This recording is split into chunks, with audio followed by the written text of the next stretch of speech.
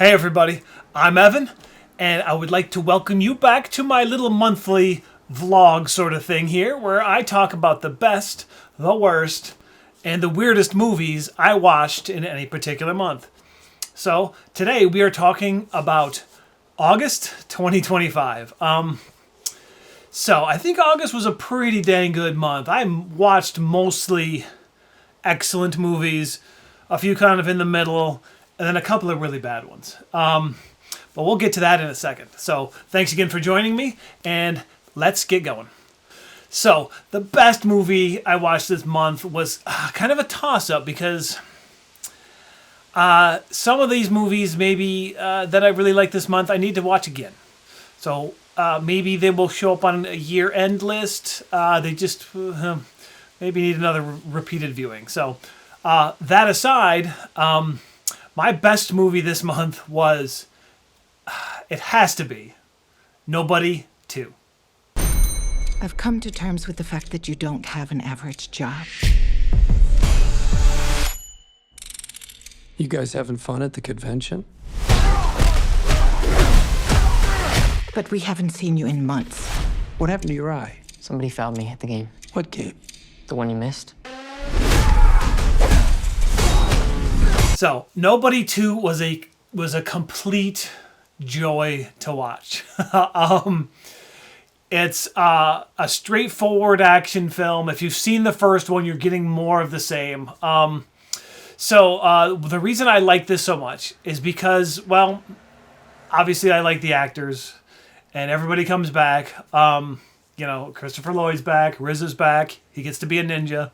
It's fun, it's super fun. But the director, who is Indonesian, his name is, I'm going to mispronounce this, but it's Timo Tjahjanto, I believe. I'm a big fan of his work. And this movie gives him what he's kind of needed for his past few movies, and that's an editor. His past few films have seemed rather bloated. This is lean. This is tight.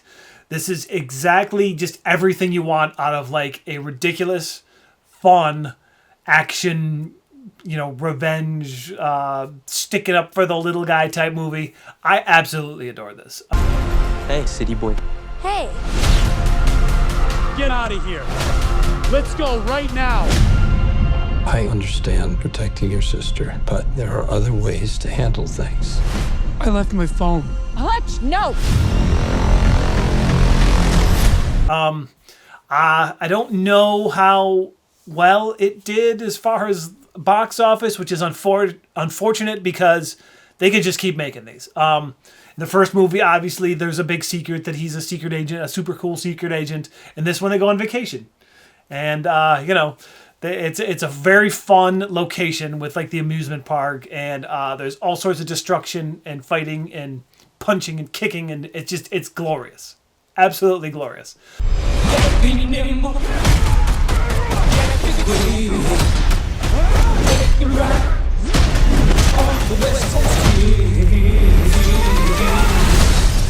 What the hell, Hutch? On our first day?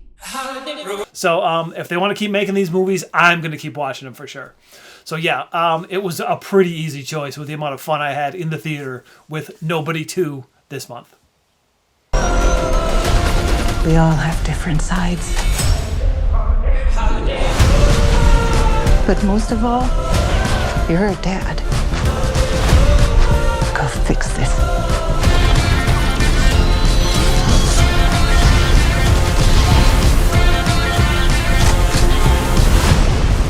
I told you. I'm on vacation! So the worst movie I watched this month, well, I think it was the worst movie a lot of people watched this month. In fact, this might be the worst movie that has been released by a major studio in a very long time. And this was War of the Worlds. Hey. See, you took the Sunday graveyard shift again. Dad, when's the last time you left the office?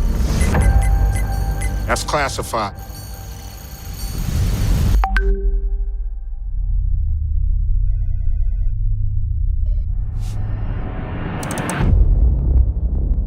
So, in War of the Worlds, we follow, and I use the word follow loosely, like an analyst, like a security analyst who, played by Ice Cube, stares at his computer the entire movie. Let's walk through this. So I'm like, okay, so first of all, I had to watch to see if this was as bad as everyone said, and even if it was that bad, was it still fun? And that's a tough call because it's horrific, like very, very bad.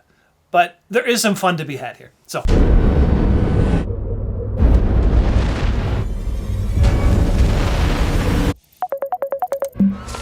Dad, have you seen this? Have you seen this? Can you tell yet what they're comprised of? No, sir. I've never seen anything like this.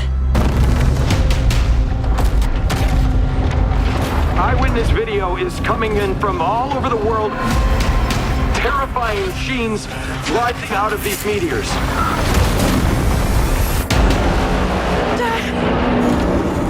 Get away from that!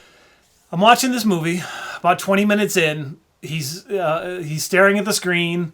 Windows are popping up. He's clicking on cameras. People are calling, and it gets kind of overwhelming. So overwhelming that, like overstimulating, that I needed to take a nap.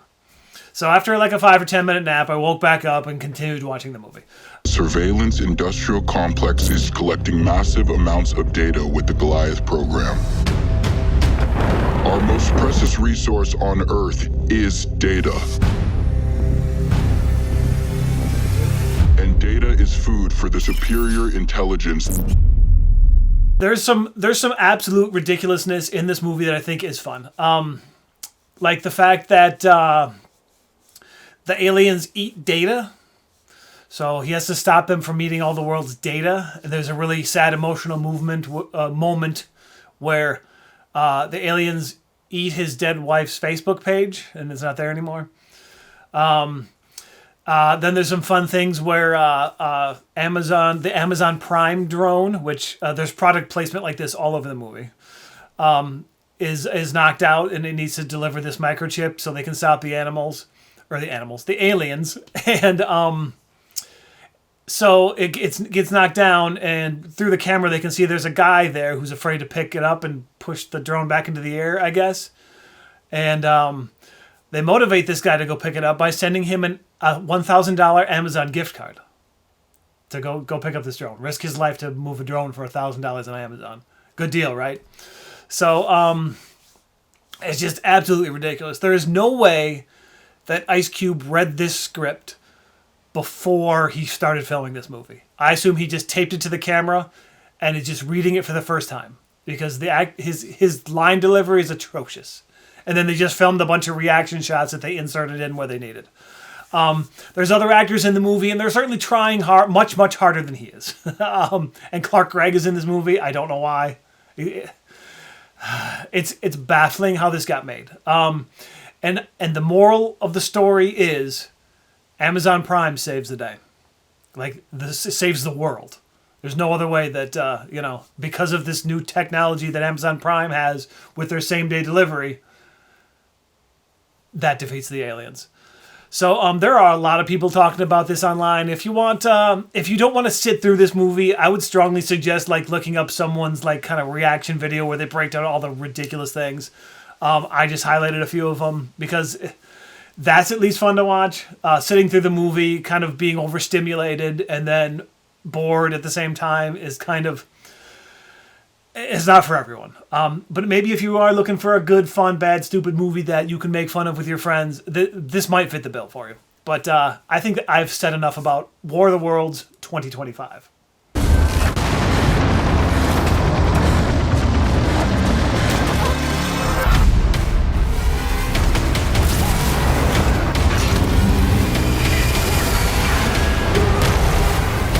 I'm coming for you now!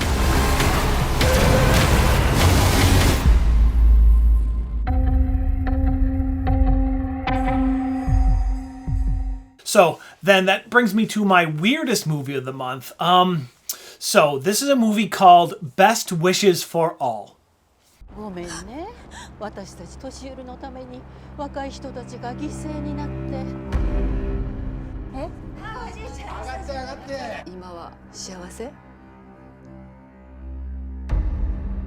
あんたみたいな子がおると迷惑ないよね。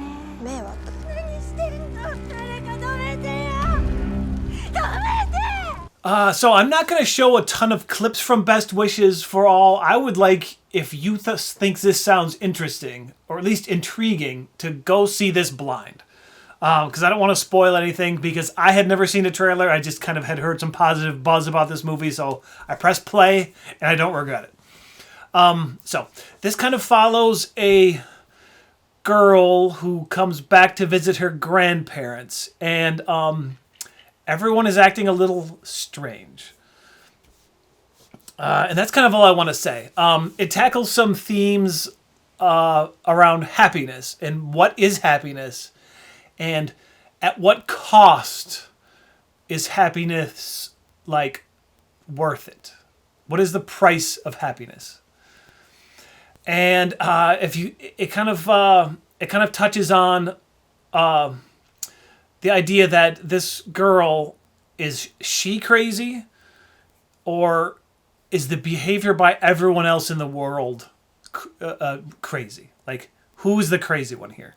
Is it what the world secretly accepts as normal crazy, or is she crazy for not going along with it? And that's kind of all I want to say about this, because it takes some very bizarre turns. It doesn't 100% come together at the end, so my rating isn't quite as high as it would have been, but I think this is an experience that if you're willing to try something very strange and very, like, thought-provoking at the same time, I would highly recommend Best Wishes for All. 地球上の幸せには限りがあるの。子供は子供らしく子供を演じてればいいのよ。逃げたって無駄よ。どこの世界も同じなんだから。なんで幸せそうな顔してんの？ And then for my bonus recommendation, well, this is a movie that I adored as a kid and recently was re-released by Vinegar Syndrome in a special new 4K edition, and that is Bloodbath at the House of Death. This is the road to Headstone Manor. We'll keep an eye out. We'll see another sign. A lonely road to a place where nothing seems to happen. We're looking for a place called Headstone Manor. I don't understand. Oh, I'm terribly sorry. I'm awfully sorry. So yes, I was super happy to pick up this copy of this right here. I loved this movie as a kid, and you know what? It's not necessarily the type of movie that I enjoy on a regular basis, but I absolutely adore this one. So this is a spoof of a horror movie. So if you are fans of like Naked Gun type humor, where it's kind of dry, and this one is, of course, British. So there's a lot of British type humor in this movie. I think you might like this. Now there's a new name for Headstone Manor, and a terrifying nightmare is about to begin. Tonight's the night for taking a bath. A bloodbath at the House of Death. I'd like to report a dead body. Yes, sir. Hanging upside down from a tree, is she? I feel that we can put an end once and for all to the suspicious rumors and the mumbo-jumbo that exists concerning this old house. Stay away from the House of Death. And if you like horror movies and you like the horror movie tropes and stuff like that, I highly recommend this one. There were 18 people murdered. 2 were struck by lightning. 1 hanged. 4 people skewered in a bed. And 6 in the freezer? What? Join our team at the House of Death. You'll meet with a few surprises.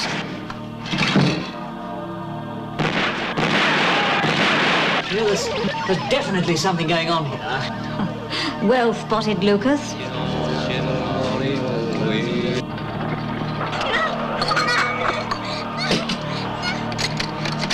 We dare you to spend a night at the House of Death. Dinner's almost ready. I'll see you downstairs. You won't be alone. Someone or something doesn't want us in this house. It has a performance by Vincent Price that is hysterical. He says a few curse words, and I don't think he ever said those in any other movies. And it's a joy to watch. So it's stupid, it's ridiculous, and it's a good time. Kenny Everett. It's me. In Jessica. Pamela Stevenson. And Vincent Price. I don't believe it. 700 years undead, and now this. Oh my God! This is the House of Death! Bloodbath at the House of Death. It took a lot of guts to make this movie. There's also a lot of supplemental stuff on here as far as like behind the scenes stuff where they talked about how this was like a huge bomb. Nobody got it when it came out. Like people hated it. But I would like to think that time has been kind to it and it would be a lot more understood now. I don't know, maybe not. But if you can find this, I do think it is streaming some places for free or free-ish. I would strongly suggest it because I think as a horror movie fan, it's a good kind of a movie that pokes fun at horror movies and horror movie, stereotypes, those sorts of things. And it is ridiculous, and a lot of the jokes are dumb. But yeah. One blew up, one was hanged, two were axed, and 6 were frozen to death.